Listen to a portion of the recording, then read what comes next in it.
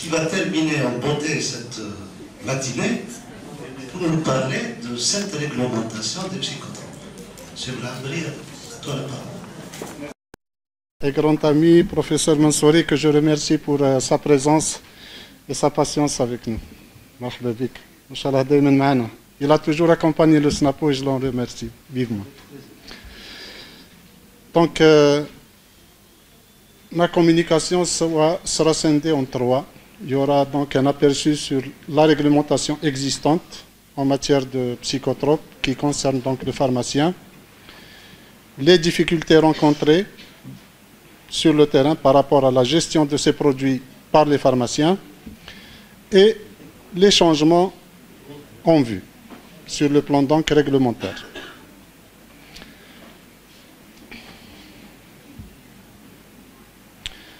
Principalement, le texte de loi principal qui gère les psychotropes, c'est la loi 04-18.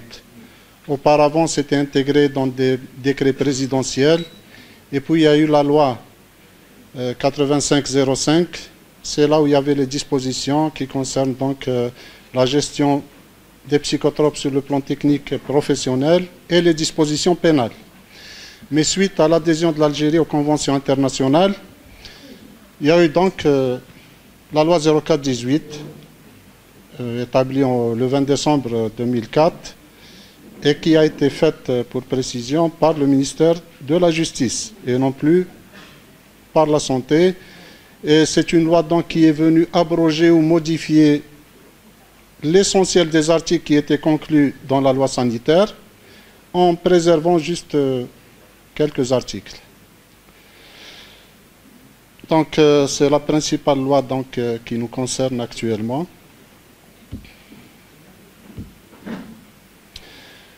Les particularités de cette loi, c'est qu'elle elle s'inscrit dans le cadre des engagements de l'Algérie sur le plan international par rapport à la lutte contre l'usage illicite des produits psychotropes et stupéfiants, établie donc par le ministère de la Justice. Elle est particulièrement sévère, comme on va le constater donc, au niveau de certains articles de cette loi. Elle abroge donc plusieurs dispositions de la loi 85-05, qui est la loi de la santé, pour ne pas dire le code de la santé. Elle confond de manière voulue psychotropes et stupéfiants en prévoyant les mêmes peines en cas de trafic. Elle est tolérante uniquement envers les usagers qui s'engagent dans une cure de désintoxication. Sinon, les trafiquants, les professionnels de la santé, qu'ils soient médecins ou pharmaciens, ils sont soumis à des dispositions très sévères en matière pénale. Juste pour ne pas confondre, parce qu'en général, on a affaire à des services de sécurité, à la police, à la gendarmerie, aux douanes, au corps judiciaire, juges d'instruction, procureurs, etc. Les définitions officielles qui sont comprises dans cette loi, pour ne pas confondre. Donc les psychotropes, c'est le mu'athirat, l'aqliya en arabe. Les stupéfiants, c'est le mukhaddirat.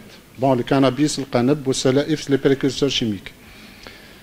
Donc les autres qualificatifs, muhaddi'at ou muhalwisat, c'est juste des termes d'usage courant. Ce n'est pas des termes légaux ni officiels. Donc, ce qu'il faut retenir, pour les psychotropes, c'est le mu'athirat. Ou le mukhaddirat, il ne faut jamais utiliser ça parce que ça concerne uniquement les stupéfiants. Bon, l'article 3 de la loi 04-18 nous intéresse particulièrement parce qu'il met à la charge du ministère de la Santé la publication des 4 listes. La liste des psychotropes, qui a été détaillée dans la communication de notre consoeur, la liste des stupéfiants, la liste des plantes classées comme psychotropes et les précurseurs chimiques. Donc, ces 4 tableaux devaient être publiés, ces 4 listes devaient être publiées dès la promulgation de la loi 04-18, c'est-à-dire dès décembre 2004. Ces listes devaient être publiées par le ministère de la Santé. Ça n'a pas été le cas du tout. Jusqu'à juillet 2015. Et encore. Et ce vide, justement, entre 2004 et 2015, ça a été la source de problèmes très graves pour les pharmaciens. La loi prévoit également dans l'article 13, qu'elle punit d'un emprisonnement de 2 à 10 ans et d'une amende de 100 000 à 500 000 dinars celui qui cède ou offre de manière illicite des stupéfiants ou des substances psychotropes. Donc là, on confirme que les peines sont les mêmes qu'il s'agisse de psychotropes ou de stupéfiants. Ce qui nous intéresse aussi de manière plus particulière et précise, l'article 16 est puni de 5 à 15 ans de prison et d'une amende de 500 000 à 1 million de dinars quiconque a sciemment établi des prescriptions fictives ou de complaisance de substances psychotropes, a délivré des substances psychotropes sans ordonnance ou connaît le caractère fictif ou de complaisance des ordonnances médicales, qui a tenté de se faire délivrer ou se fait délivrer au moyen d'ordonnances médicales fictives des substances psychotropes pour la vente en fonction de ce qui lui a été offert. Donc c'est l'alinéa 2 qui nous intéresse, nous, en tant que pharmaciens d'officine, la délivrance de substances psychotropes sans ordonnance ou en connaissant le caractère fictif ou de complaisance des ordonnances établies qui nous sont présentées. Pour une boîte, on risque de se retrouver donc en prison. Est puni d'un emprisonnement de 10 ans, l'article 17, à 20 ans, de 10 ans à 20 ans, et d'une amende de 5 millions à 50 millions de dinars, toute personne qui illicitement produit, fabrique, détient, offre, met en vente, vend, acquiert, achète pour la vente, entrepose, extrait, prépare, distribue, livre à quelque titre que ce soit, fait le courtage, expédie, fait transiter ou transporte. Faire le point sur le mot transporte par rapport aux échanges. Si vous avez des psychotropes dans votre véhicule sans facture, vous avez oublié, vous n'avez pas fait de document d'échange entre vous et votre confrère, des stupéfiants ou substances psychotropes. Donc, l'article 38, toutes dispositions contraires à la présente loi sont abrogées, notamment les articles 190, 241, 259 de la loi 85-05. Ce qui confirme donc que les dispositions en matière de gestion et de dispositions pénales de la loi 85-05 sont, dans leur essentiel, abrogées, sauf un article, sauf l'alinéa 2 de l'article 192, qui n'a pas fait donc l'objet d'une suppression, parce que là aussi se dégage la vocation ou bien la responsabilité des pharmaciens d'officine, parce que dans cet article, il est dit la vente de ces produits en nature sur le marché intérieur est interdite pour toute personne, à l'exception des pharmaciens, qui ne peuvent les délivrer que sur ordonnance médicale et doivent inscrire les prescriptions qui les concernent sur le registre de prescription. Donc on constate que le rôle du pharmacien est déterminé dans la mesure où cet article n'a pas été abrogé de la loi 85-05. En d'autres termes, le pharmacien d'officine, le pharmacien, public ou privé, et chez nous l'officine, est le seul habilité sur le plan légal à détenir et à dispenser ces produits. Pour compléter un peu donc, la loi 85-05 et la loi 04-18, il y a eu donc le 22 octobre 2006 une circulaire ministérielle sur les inspections. Qu'est-ce qui est dit en matière de psychotropes sur cette circulaire? Le pharmacien est tenu d'inscrire sur le registre d'ordonnance les noms, prénoms, adresses des patients avec numéro de la carte d'identité, ainsi que le nom du médecin traitant et la date de délivrance de l'ordonnance pour tout ce qui concerne les psychotropes et stupéfiants. Les armoires destinées au rangement de produits stupéfiants doivent être fermées à clé. Bon, de manière générale, les médicaments ne doivent pas être apportés des mains du public. Ça, c'est une circulaire signée par l'ancien ministre Amartou. Donc, c'est une circulaire ministérielle. Elle n'est pas signée par un directeur central ou bien un chef de service. Elle est signée par le ministre. C'est pour cadrer le lancement du travail des praticiens inspecteurs, parce que par la suite, il y a eu des décrets qui ont détaillé un peu plus leur travail. Donc, dans le cadre, justement, toujours dans cette circulaire, il est prévu, donc, la ligne 3, que vous voyez, le troisième point, contrôler, pour les praticiens inspecteurs, ils devaient contrôler le registre ordonnancier des substances psychotropes et stupéfiants au niveau, donc, de l'officine. Donc, on parlait des listes qui devaient être publiées selon l'article 3 de la loi 04-18, mais jusque-là, il n'y avait qu'un arrêté ministériel datant de 1996 qui listait les substances psychotropes, les produits psychotropes.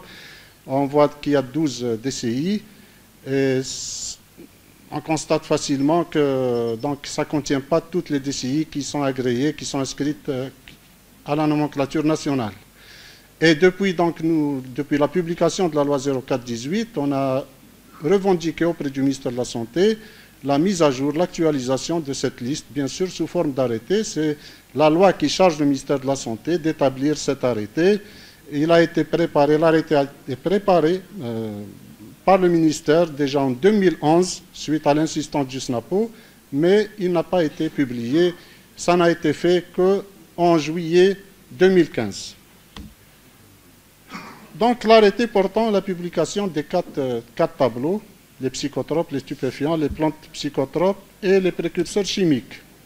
Comme vous voyez, donc, ça a été publié en date du 9 juillet 2015, portant classification des plantes et substances classées comme stupéfiants, psychotropes et précurseurs, conformément à la loi 04-18, voilà, relative à la prévention, à la répression de l'usage et du trafic illicite des stupéfiants et des substances psychotropes, notamment son article 3 dont on parlait. Donc vous voyez, article 1er, en application des dispositions de l'article 3 de la loi 04-18 du 25 décembre 2004, susvisé le présent arrêté, a pour objet de répertorier les plantes et les substances classées comme stupéfiants, psychotropes ou précurseurs en 4 tableaux selon leur danger et leur intérêt médical conformément à l'annexe jointe à l'original du présent arrêté. D'habitude, quand un texte est publié au journal officiel, il y a tout de suite l'annexe qui est citée là, à l'article 1, qui est aussi publié. Malheureusement, quand on a été consulter l'arrêté, même le ministère de la Santé ne savait pas, en consultant le journal officiel, il n'y avait pas les tableaux. Et il y a le jargon juridique, parce qu'après on a su pourquoi ça n'a pas été publié. Il y a cette expression à l'annexe jointe à l'original du présent arrêté. C'est-à-dire les tableaux ont été déposés au SGG, secrétariat général du gouvernement, mais ils n'ont pas été publiés. Pourquoi? Parce qu'il y avait donc, à la demande du secrétariat général du gouvernement, et en entente avec le ministère de la Justice, ils ont décidé que ces listes ne devaient pas être consultées par le grand public, notamment à cause d'informations sensibles contenues dans les listes, les tableaux, surtout par rapport aux plantes et aux précurseurs. Donc, depuis qu'on a su que l'arrêté a été publié, mais que les tableaux n'ont pas été publiés, on a encore multiplié les démarches auprès du ministère de la Santé pour obtenir la publication des listes ou bien l'obtention de ces listes. Ça a duré plusieurs mois. On a pu les obtenir qu'en décembre 2016. Donc vous voyez, depuis juillet 2015, des démarches déjà avant juillet 2015 pour publier l'arrêté. Une fois publié, les listes n'ont pas été. Depuis juillet à décembre 2016, et on multiplié les démarches, les courriers, les réunions, les demandes officielles, à chaque audience avec le ministre, à chaque réunion de travail, etc., dans le cadre des commissions. Ce n'est qu'en décembre 2016 que nous avons pu obtenir officiellement ces listes après la gendarmerie et en même temps pratiquement que le Conseil de l'ordre, on les a obtenus pratiquement simultanément. Donc, une fois les listes publiées, ça a enlevé beaucoup de problèmes pratiques sur le terrain, parce que justement à cause de la non-publication, à cause de la non-identification officielle des produits qui font l'objet de trafic, de prise, lors d'enquêtes, etc. Donc on retrouvait des pharmaciens emprisonnés, en détention provisoire, en mandat de dépôt, des demandes d'expertise, etc. Et dans toute cette confusion, donc, les pharmaciens ne savaient plus quoi faire, et c'est pour ça donc qu'il y a eu des condamnations à tort, des poursuites à tort pour des produits qui n'étaient pas officiellement classés comme psychotropes. Maintenant que les tableaux sont publiés, qu'ils sont à la portée pratiquement de toutes les parties concernées, qu'ils soient services sécurité, corps judiciaire ou professionnels de la santé, on peut travailler de manière plus claire. Donc, c'est l'arsenal juridique.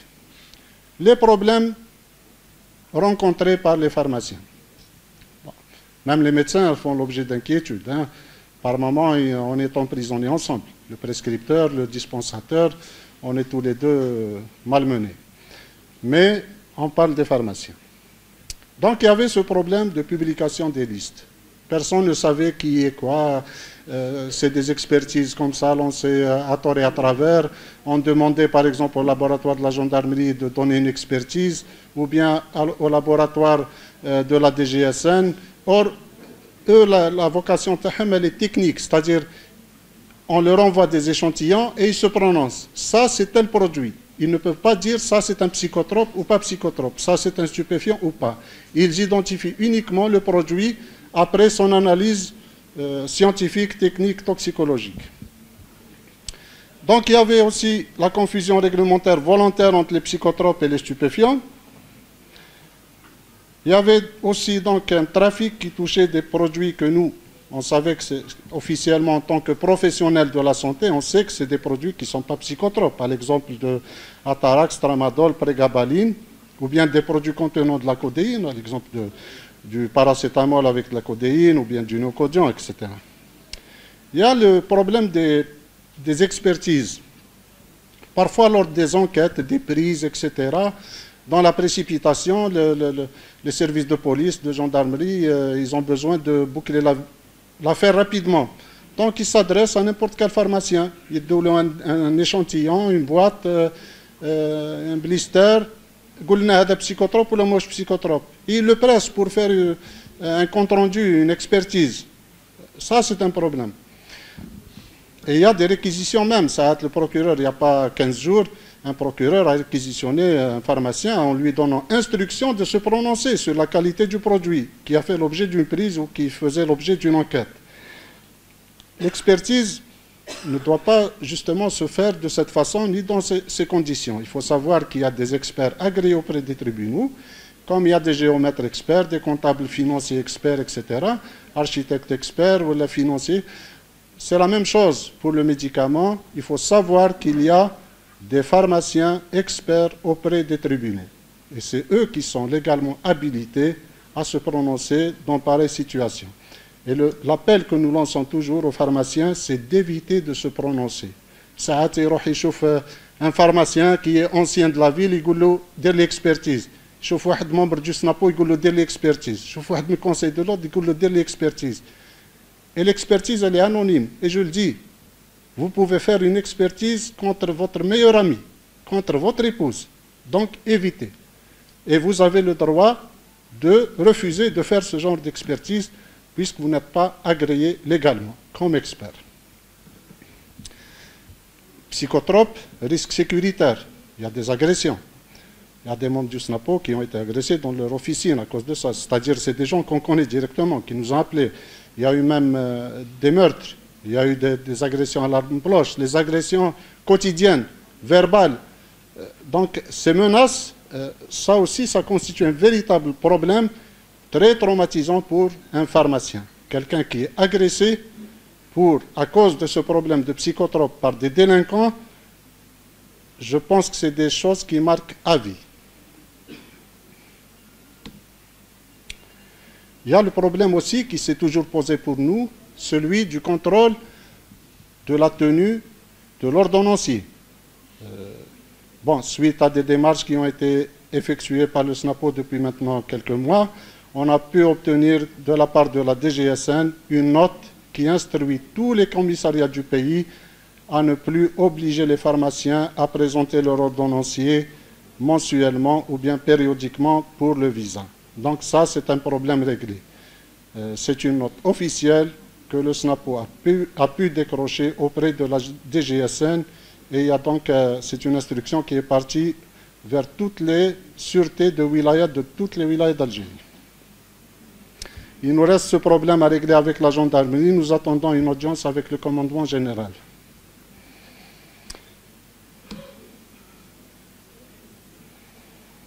Bon, il y a le risque de dispenser des médicaments sur présentation d'ordonnances, de fausses ordonnances. Il y a les fausses ordonnances, les ordonnances volées, les ordonnances scannées, fabriquées, et les ordonnances de complaisance. Donc, un juge peut juger justement que ça a été une ordonnance de complaisance et que vous l'avez servi en connaissance de cause. Donc, tout ça, c'est des éléments de risque pour le pharmacien. Et donc, je pense que tout le monde sait qu'il y a des ordonnances volées, des ordonnances fabriquées avec un simple outil informatique, avec le Word, etc., etc. On voit des ordonnances de l'Irica à raison de 2 comprimés 2 fois et 3 fois par jour, l'Irica 300. Bon.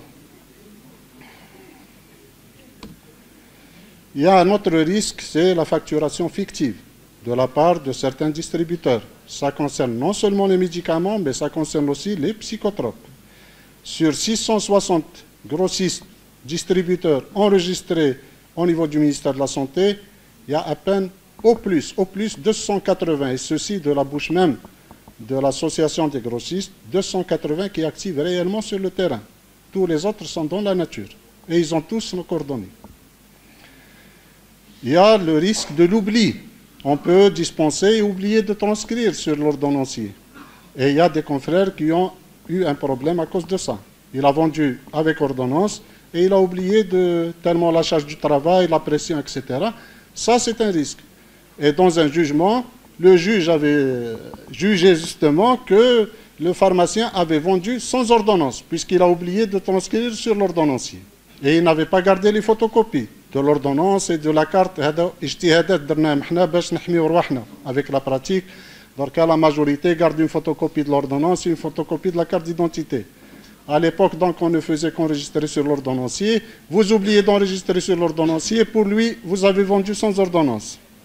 Et puis, il y a un énorme problème, et ça, ça fait vraiment l'objet d'un débat au sein de la commission qui est en train de travailler sur l'arrêté des psychotropes au ministère, c'est les écarts de stock. On fait notre inventaire pour vérifier les écarts de stock, pour corriger le stock réel par rapport au stock théorique. C'est un problème qui se pose au niveau du public et du privé, pas seulement au niveau de l'officine, même au niveau des pharmacies, des CHU, des pharmacies hospitalières. Ils ont même un qualificatif qu'ils disent la main invisible. Donc, il y a des médicaments qui disparaissent de votre stock, que vous ne retrouvez pas en fin d'année en faisant leur inventaire. Et ça peut concerner aussi les psychotropes. Donc, les antibiotiques, paracétamol, Malox, etc. Mais quand il s'agit de psychotropes, là, ça devient délicat et on peut être considéré avoir vendu sans ordonnance. Donc, les conséquences sur le terrain, on a bien vu qu'il y a eu des affaires. Ça, c'est des exemples qui datent au moins à peu près une année. À l'Oued, on a eu un jugement très rapide. Le jeudi, le pharmacien et le médecin ont été jugés le lendemain et ils ont écopé de 10 ans de prison. Bon, ils ont fait appel, le pharmacien a été innocenté à la cour, le médecin a pris 1 an ou 3 ans, le délinquant, c'était des ordonnances de complaisance dans ce cas. C'est des exemples. À Thiers, à cause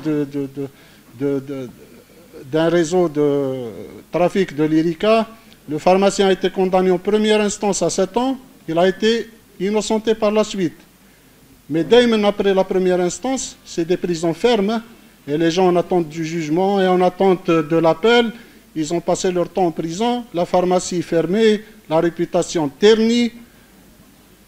À Ain Baïda, par exemple, il y a un confrère qui a été sur en enquête seulement. C'était une affaire entre procureur et juge d'instruction. Le juge d'instruction a demandé l'expertise concernant le Lyrica.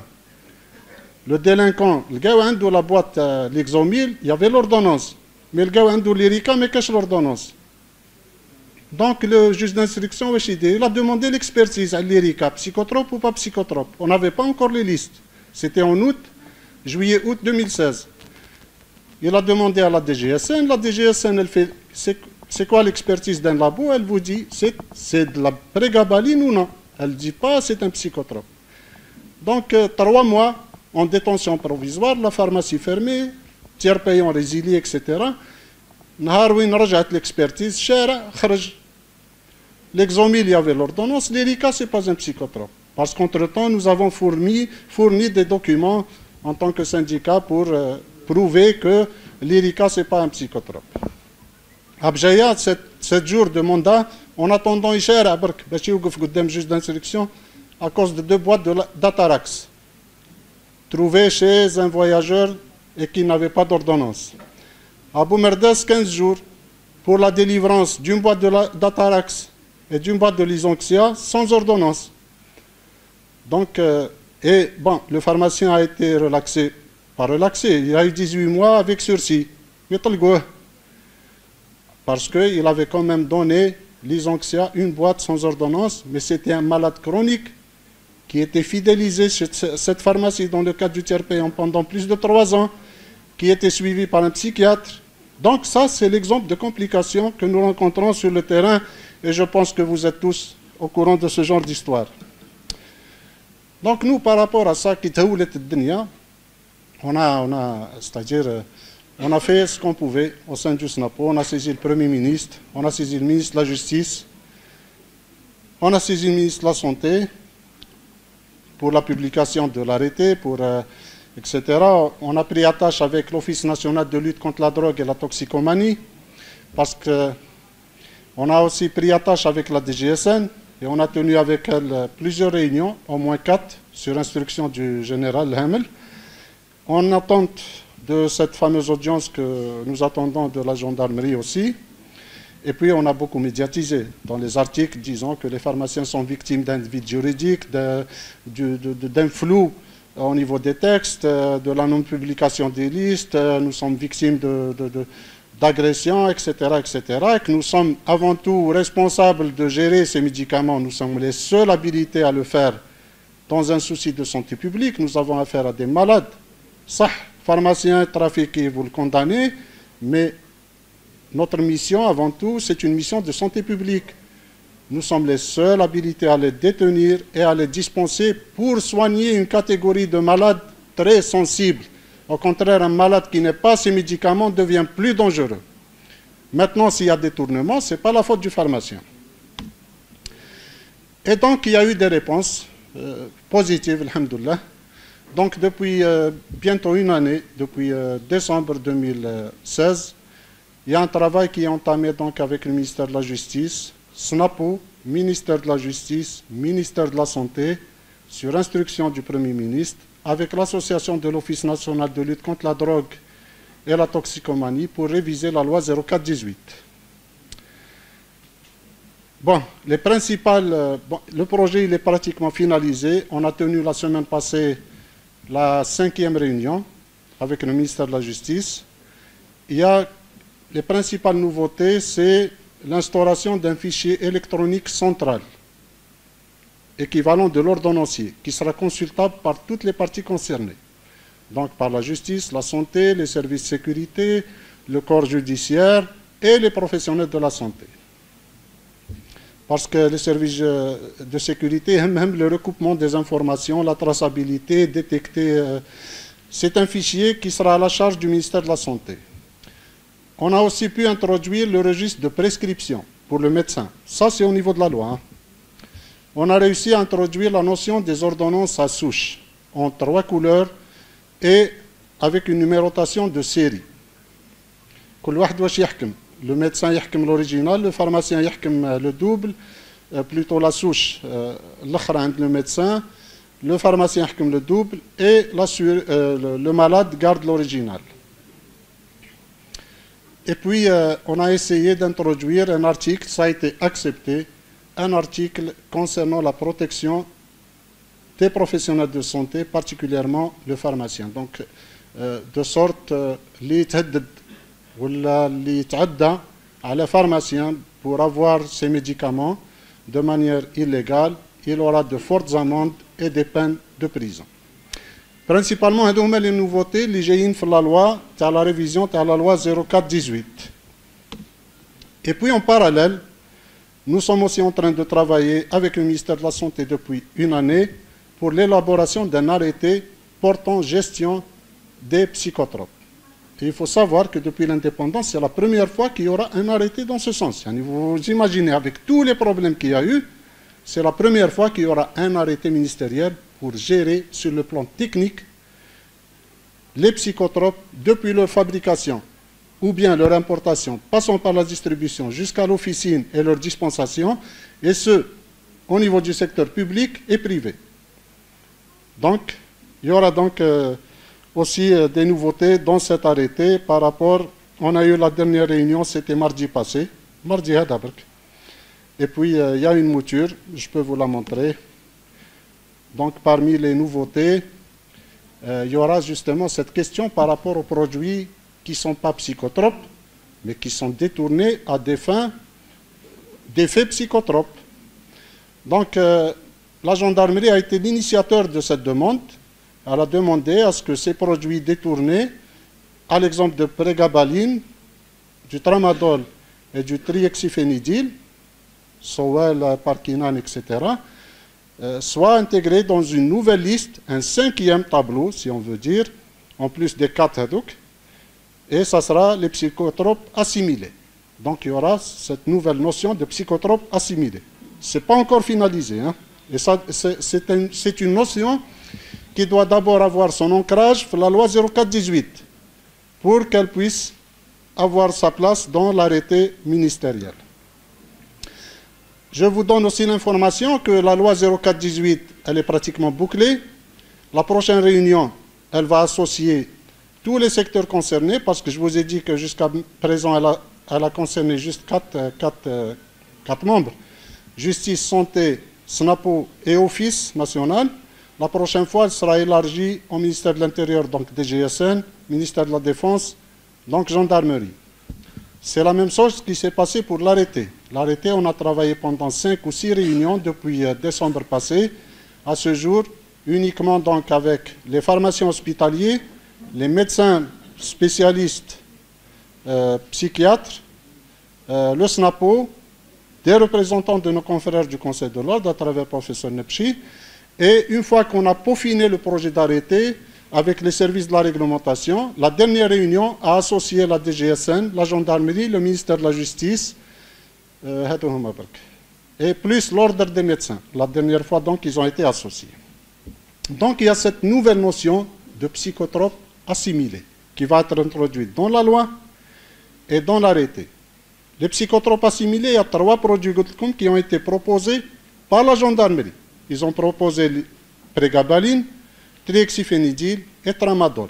On a voulu enlever on a voulu être précis pour le tramadol. On a écoutez, pas tout le tramadol, uniquement les gélules, la forme orale. Non, il y a du trafic même avec les suppos. Et nombre de confrères nous confirment qu'au niveau de leurs officines, il y a des malades qui se présentent chaque jour pour avoir une boîte de suppos de tramadol. Donc, vous voyez, l'article 1 prévoit donc ces substances assimilées à des psychotropes. Et vous voyez que l'arrêté concerne donc le pharmacien d'officine. Vous voyez l'article 3, l'ordonnance établie en 3 exemplaires de couleurs différentes, blanc, bleu et rose. On a remplacé le bleu par le jaune, parce que selon les spécialistes, l'écriture en bleu sur l'ordonnance bleue, il y a des confusions. Donc, la dernière réunion, on a remplacé bleu par jaune. Donc, la souche l'akhara, ce qui est jaune sera gardé par le pharmacien, et la blanche, l'originale, à l'assuré. S'il est tiers payant, nous gardons la blanche et on lui fait une photocopie. Il y a donc le numéro de série de l'ordonnance qui doit être donc sur les ordonnances. Il faut qu'il y ait une numérotation de série. Et puis, on a beaucoup tenu, en tant que pharmacien, en tant que syndicat, à ce qu'il y ait donc ces ordonnances de différentes couleurs avec numérotation. et qu'il y ait un registre de prescription au niveau du médecin. Parce qu'on a beaucoup tenu à ce qu'il y ait cette traçabilité et cette responsabilisation de la prescription. Parce que dans l'état actuel des choses, la plus grande pression, c'est la prescription, c'est la profusion d'ordonnances. Donc, en imposant ces deux outils, on responsabilise aussi le médecin prescripteur et il va sentir le poids de sa prescription. Il faut qu'il y ait une traçabilité, pas seulement au niveau de l'officine, mais aussi au niveau de la prescription. Juste pour préciser aussi qu'au niveau des établissements publics, ils ont l'habitude de ces ordonnances à souche et ils ont déjà l'ordonnance de prescription. Ce n'est pas nouveau. Donc nous, on veut le généraliser au secteur privé, spécialiste et même médecin généraliste. Bon, là aussi, il y a beaucoup de travail qui a été fait par le SNAPO dans le cadre de cet arrêté parce qu'il y avait au début le projet d'arrêté comportait beaucoup de dispositions contraignantes, notamment par rapport aux annexes, aux registres, aux différents documents qui devaient donc accompagner la gestion des psychotropes. Et donc par rapport au stockage, donc il fallait enlever, parce qu'il était prévu que le local ferme à clé, donc il fallait rajouter l'armoire. Et dans l'armoire, on a rajouté que même les produits psychotropes périmés pouvaient être aussi dans la même armoire, parce qu'ils voulaient imposer deux espaces différents, etc. Et puis il y a le bon de commande, par exemple. Bon, je détaille parce qu'il faut que vous soyez au courant de ce qui va venir, pour être au moins préparé moralement. Désormais, la commande des psychotropes doit se faire sur un bon de commande séparé, avec un modèle de bon de commande. Et puis avec la signature du pharmacien et son cachet. Et puis, là aussi, on a ajouté autre chose, parce que le secteur public, ou le privé, nous, on travaille beaucoup avec les spécialités. Vous avez un médecin qui prescrit telle spécialité, un autre médecin qui prescrit une autre spécialité, un malade qui est habitué à telle marque, واحد يشرب Parkidil, واحد يشرب Parkinon, واحد يشرب Sowell. Donc nous, on a précisé qu'on avait besoin de faire des commandes en nom de spécialité en plus de la DCI, parce qu'au niveau des pharmacies hospitalières, ils écrivent la DCI, c'est tout, ils ne savent même pas passer des marchés, ils ne peuvent pas vraiment être exigeants dans la plupart du temps par rapport au nom de marque des produits reçus. Et puis même la facturation, déjà ça, il y a beaucoup de distributeurs qui le font. Ils font donc la facturation séparée des psychotropes par rapport aux autres produits. Et puis la livraison. La livraison doit obligatoirement se faire au niveau du lieu d'exercice. Il y a des pharmaciens qui lui disent « بعث لي للدار نتلاقاو في الطريق أنا نكروازيك أعطيني la commande نديها معاي أنا عندي un local annexe etc. » Là, la livraison des produits psychotropes, c'est strict. Et en France, même par rapport à des produits qui ne sont pas psychotropes, il est interdit de détenir des médicaments en dehors de votre officine. Et puis, il faut vérifier, parce que là, il faut faire très attention. Non seulement on reçoit des boîtes vides, mais on reçoit des blisters qui manquent, on reçoit des blisters, les comprimés, etc. Bon, par rapport à...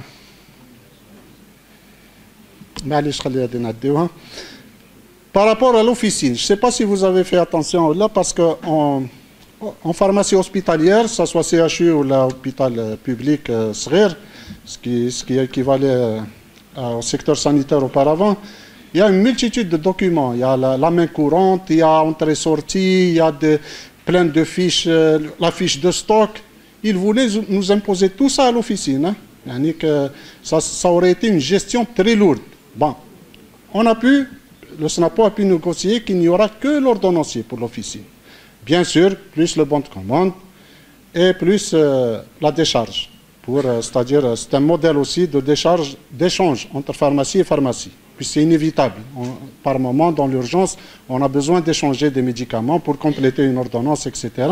Là aussi, donc, c'est cadré. Donc, en dehors du bon de commande obligatoire pour passer ces commandes propres aux psychotropes, et en dehors de cette décharge, aucun autre document n'a été imposé aux pharmaciens. Parce qu'ils voulaient absolument nous imposer la main courante, le registre de main courante, l'entrée-sortie des produits, plus la fiche de stock, en plus de l'ordonnancier. Donc nous, on a pu obtenir que pour l'officine, il n'y aura que l'ordonnancier avec actualisation, parce qu'il est question maintenant d'inscrire aussi le porteur de l'ordonnance. Parce que le malade, ce n'est pas souvent lui qui se présente, c'est ça, le conjoint, le frère, le père, etc. Donc, il faut noter le porteur de l'ordonnance. Et ça se fait même en France. D'accord? Et puis, il y aura donc le numéro de série de l'ordonnance qui est nouveau, donc qui va être introduit.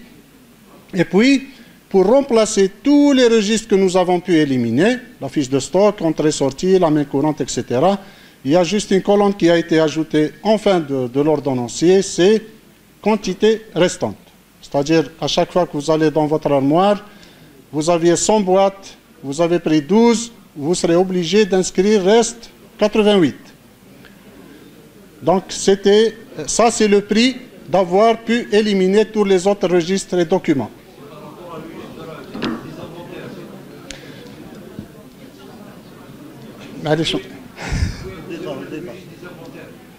Et puis il y a aussi au niveau du public, il y en a qui font l'inventaire chaque jour. Chaque jour. Sinon chaque 2-3 jours. Il y a des équipes spécialisées chaque semaine, chaque mois. On a retenu, on a pu imposer qu'il y aura un inventaire de manière périodique, ouverte. Donc pour éviter l'obligation de l'inventaire, c'est fou. C'est-à-dire si on fait un inventaire chaque jour ou là chaque semaine, ça sera un véritable casse-tête. Donc c'est pour ça qu'on a pu détourner toutes ces procédures, toute cette paperasse, ces registres, par la colonne quantité restante. Et puis donc là vous avez les échanges et transferts. Il y a des décharges qui sont prévues aussi bien pour le public que pour le privé. Et il y a un modèle de décharge déposé en annexe de l'arrêté. Bon, il y a la durée de conservation de l'ordonnance, c'est 10 ans après la dernière transcription. Et puis, la copie de l'ordonnance, les ordonnances, donc c'est pas 10 ans, c'est 3 ans. Voilà. Et puis, il y a aussi le problème le visa de l'ordonnancier, parce qu'on avait un problème par rapport au côté paraffé par qui. Anciennement, c'était le commissaire de police ou le PAPC, ou bien le maire. On a les tribunaux. Tribunaux, c'est les registres légaux, donc tu affiches livre de paie, etc. Même les autres, c'est l'inspection du travail, entrée-sortie du personnel, congés payés, etc. L'ordonnancier, bon, on a évité la police, on a évité le maire, le président du tribunal. Désormais, ça sera le directeur de la santé qui va coter paraffé. Et puis, il y a cette fameuse question, l'article 16, les éventuels écarts de stock. Vous savez qu'au milieu hospitalier, quand il y a un écart de stock, le pharmacien fait son rapport au directeur d'établissement, l'établissement transmet au DSP. DSP est obligatoirement tenu d'informer les autorités judiciaires. Et c'est comme ça que beaucoup de pharmaciens hospitaliers se sont retrouvés devant le procureur en interrogatoire par rapport à l'écart de stock. L'écart de stock, il est mentionné pour tout le monde, pharmacien public ou privé. Et je vous assure que c'est un véritable casse-tête. Nous sommes en train de tout faire pour introduire une disposition administrative qui va nous éviter des problèmes d'ordre pénal par rapport à l'écart de stock. L'écart de stock, il est inévitable. Pour une officine qui gère des milliers de boîtes par année, quand vous avez des écarts de stock, le paracétamol, le Kenacort ou n'importe quel autre produit, peut-être même des produits très chers, on peut avoir inévitablement un écart de stock par rapport aux psychotropes. Et là, nous, on est en train de veiller pour trouver,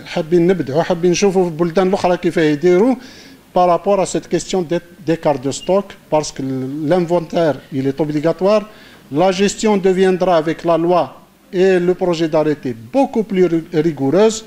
Donc, on a proposé la création d'une commission technique pour gérer sur le plan administratif ou donner des explications techniques qui ne vont pas noyer le pharmacien par rapport à cette question d'écart de stock. Mais ça reste une préoccupation majeure pour nous parce que c'est un risque. C'est un risque pour nous. Voilà, donc, voilà, là, c'est des informations aussi importantes. Vous m'excusez, je dois le dire. Désormais, donc, la durée de vie de l'ordonnance pour psychotrope est de 3 mois. Qui a dit aux 3 mois, là, ce n'est plus valable. Pendant ces 3 mois, qu'est-ce qu'on fait?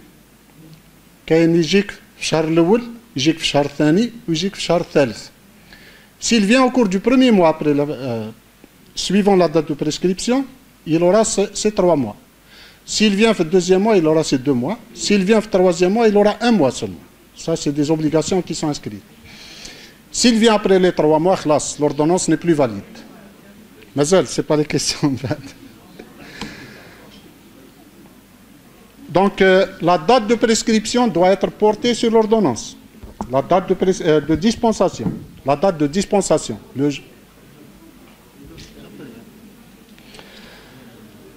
Donc, le pharmacien est tenu de transcrire systématiquement. Dès que vous dispensez, vous devez transcrire sur l'ordonnancier. C'est l'argument qui peut l'instruction à la DGSN. Parce que l'ancienne loi, il dit que le pharmacien doit inscrire de suite. C'est-à-dire, dès que vous faites le geste, vous devez porter sur l'ordonnancier. قلنا لما انا كي نجيب لك لوردونونسي ميم على نص نهار واش ندير ما نبيعش ما نمدش يجيني واحد يحب الدواء ما ندولوش alors qu'on sait que dans la réalité ça reste 2 jours 3 jours une semaine ça reste même 15 jours. Donc ce vide c'est un risque d'erreur, c'est un risque aussi donc sur le plan pénal pour le pharmacien. Vous ne pouvez pas tout sauvegarder, etc. Donc c'est pour ça, donc, c'est précisé ici, le pharmacien, avec la dispensation, il inscrit, il enregistre tout de suite sur l'ordonnancier. Voilà, donc, celui-ci doit être coté paraphé par l'ordonnateur concernant donc, le directeur de l'hôpital pour les pharmaciens publics et pour le DSP pour les pharmaciens privés.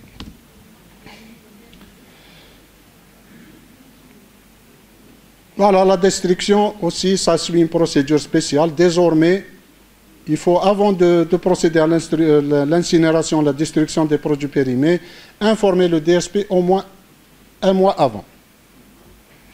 Et puis là aussi, parce que les officines, légalement, c'est 50 mètres carrés ou plus. Donc, quand il y a des psychotropes, mais un local, les produits valides, un local pour les produits périmés. Donc, on a pu obtenir que dans la même armoire, on mettra les psychotropes périmés, mais dans un truc isolé.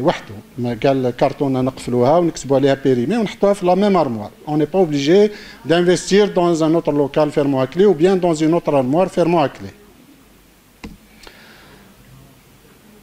Voilà, donc là on informe le DSP avant la destruction 1 mois avant. Donc les principales nouveautés entre la loi et l'arrêté qui vont venir. Fichier central numérique. Peut-être qu'avec le temps, on va pouvoir se débarrasser de ces registres, bien que l'écrit, il va daïmen lazim. Parce que le fichier central va permettre même à la police ou le juge d'instruction, le procureur ou le juge de consulter. Il aura accès par malade ou bien par officine, etc. Un registre de prescription chez le médecin, des ordonnances à souche numérotées et de couleurs différentes, un nouveau modèle d'ordonnancier avec les nouvelles comme numéro d'ordonnance, etc. Plus la colonne à la quantité restante, un banc de commande spécifique aux psychotropes, le paraphe et les modalités de contrôle de l'ordonnancier, ça aussi, donc, ça sera fait uniquement dans le cadre des inspections au niveau de l'officine. Les modalités d'incinération par rapport aux psychotropes, procédure aussi, donc obligatoire à déclarer au DSP au moins 1 mois avant. Protection du pharmacien dans le cadre de la loi. Je vais vous lire quel a été l'article réservé à ça. Et puis, la notion de psychotrope assimilé. Et là, on a décidé, c'est-à-dire au sein de la commission, dans les prans codéinés, coparalgon, etc. On a demandé à ce que ce soit un comité d'experts qui jugera les demandes qui viendront de la part des services de sécurité, par exemple. Oui, on peut l'intégrer, on ne peut pas l'intégrer. Cette demande a été acceptée, cette demande n'a pas pu être acceptée parce que même s'il fait l'objet d'un détournement, il ne va pas provoquer des effets nocifs ou idman, kimegolo, etc. Et puis la validité de la durée de l'ordonnance qui est de 3 mois et le partage de la quantité à donner en fonction de la date de présentation au niveau de l'officine. Donc, déjà, depuis la publication de l'arrêté des listes, on a commencé à avoir moins de problèmes. Je ne vous cache pas, je vous ai dit, les listes ont été obtenues en premier lieu par la gendarmerie, ensuite par le SNAPO, ensuite par l'ordre, classe. On s'est chargé de les confier à la DGSN qui les a envoyés à toutes ces wilayas. Et puis à partir de là, on a commencé, c'est-à-dire à avoir moins de problèmes, notamment à travers l'implication de nos membres au niveau des wilayas. La DGSN a même donné instruction à toutes les sûretés de wilaya de rentrer en contact en cas de confusion, en cas de difficulté, en cas de besoin de renseignements supplémentaires, de rentrer en contact avec les représentants du SNAPO dans chaque wilaya. Ils ont les coordonnées, le bureau de wilaya, les membres du Conseil national, قبل ما يزرب يبوكلي لونكات باسكو عندهم ثاني هما لافير تاع الاحصائيات راهو بوليس يدير ميم ساعات on nous a confié جبنا من لا دي جي اس ان معنا في دي ولايا يقول لك يا ميم اون كونكورونس شكون اللي يحكم اكثر وشكون اللي يكون عنده لي ستاتيستيك اكثر اكسيتيرا et c'est pour ça qu'on se retrouve par moment dans des enquêtes هكا faites de manière précipitée conclues présentées كيما لافير تاع بجايه c'était pas un psychotrope la Tarax mais ils l'ont présenté في المثول الثوري en fin de journée le juge قال لهم de quoi il s'agit قالوا له affaire psychotrope قال لهم psychotrope نشوفها في عقلي رجعوا لي السمانه الجايه انا مروح غلبت السمانه الجايه كي رجع ظهر ماهوش بسيكوتروب اطلق عقب سمانه في الحبس. Voilà, donc je vous remercie de votre attention. Si vous permettez, Bark, je vous donne juste l'article Bark qui devait donc qui instaure la protection de. Bon, le مادة 15 مكرر. يقول لك دون الإخلال بالعقوبات الأشد يعاقب بالحبس من 2 إلى 2 سنين وبالغرامة من 5000 إلى 50,000 دينار كل من يهدد أو يتعدى بالعنف والقوة وبأي وسيلة على طبيب قصد استصدار وصفة طبية تتعلق بمخدرات أو مؤثرات عقلية أو على صيدلي قصد تسليمه مؤثرات عقليه. هذه سما سي اون ميجور دو بروتيكسيون باش باسكو درك واش يجيو لي ديلانكون يقول لك انا بالكارطه تاعي ندير وما تقضي لي والو سي كوم سا. Ben maintenant ils vont savoir que s'ils osent ils sont susceptibles d'être poursuivis et condamnés. Et même nous ça va nous permettre de travailler dans des conditions un peu plus sereines.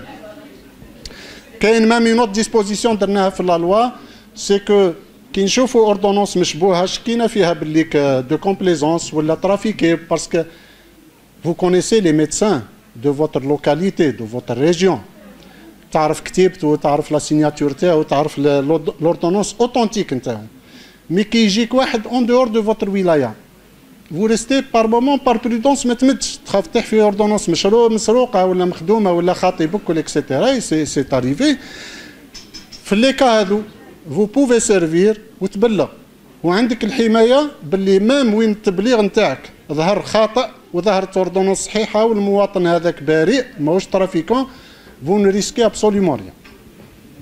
Voilà, merci.